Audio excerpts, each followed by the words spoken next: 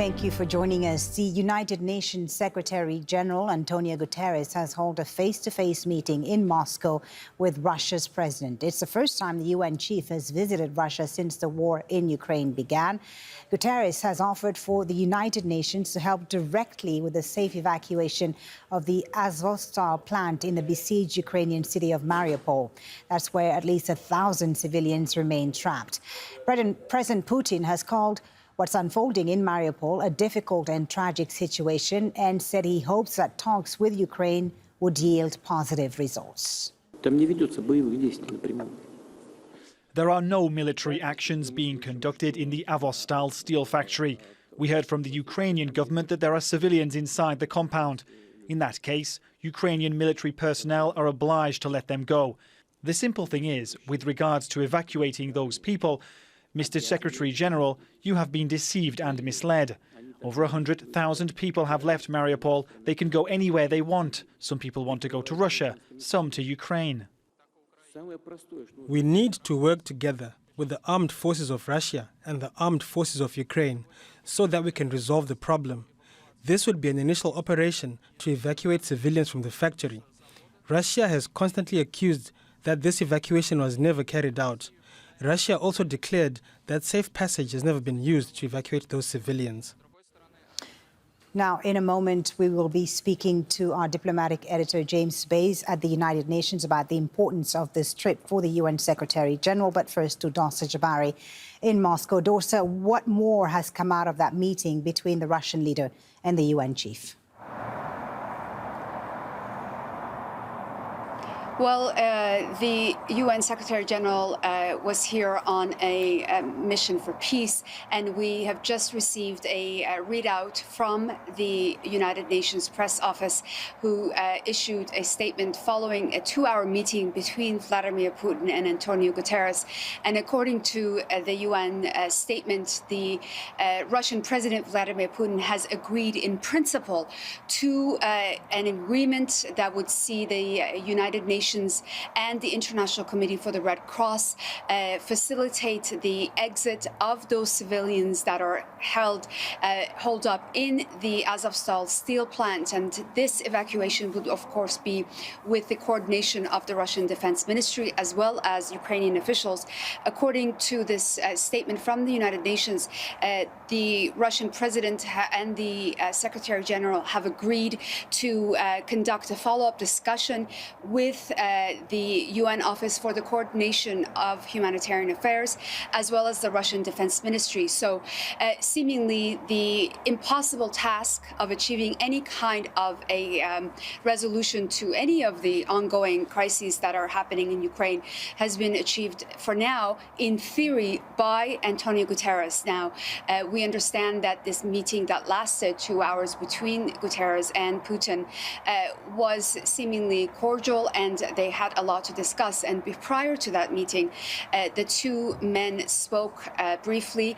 The Russian president saying that he valued the core principles of which the United Nations was founded on, and Russia, as one of the founding members, will continue to support this organization and the important work that it does.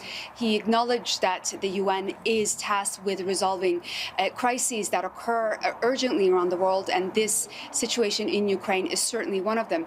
For his part, the Secretary-General did not mince any words. He held his ground firmly when addressing Vladimir Putin and reaffirming his belief that this so-called special military operation by the Russian forces is very much an invasion as far as the United Nations is concerned, based on their charter, and it is the Russian forces that have invaded sovereign territory as a result of what they believe to be a just cause. But regardless, he said that they view it as an invasion. Now, the two men also discussed, of course, the ongoing negotiations that are taking place between the Ukrainian and Russian side.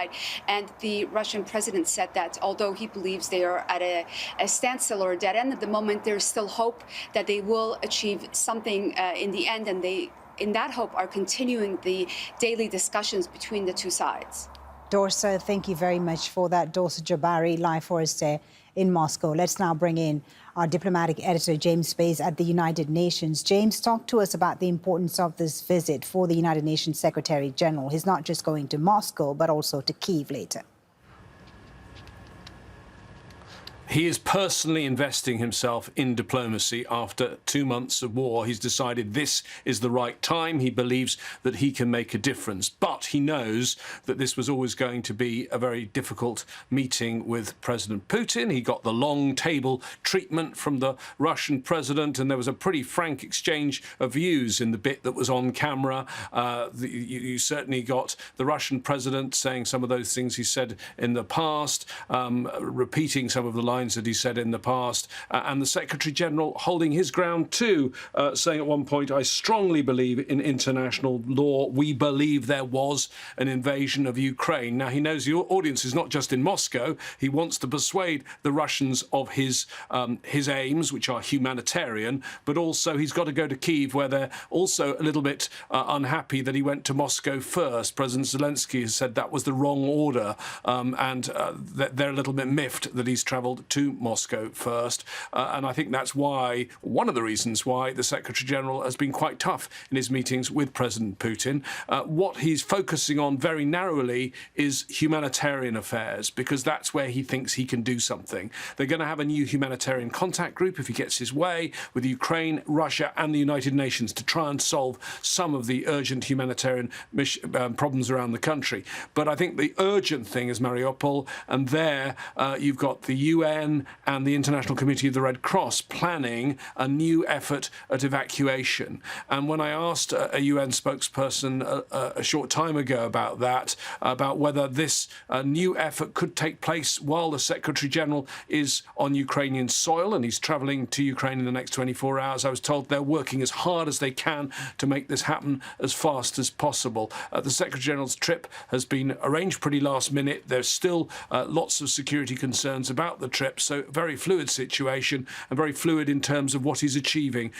Certainly he's got the Russians to say they'll accept this new initiative on Mariupol, but there's now work to be done between UN officials, humanitarian officials and the Russian Defense Ministry, and then of course they've got to add in the Ukrainian side to this. James, thank you very much. James Space is our diplomatic editor live there at the United Nations.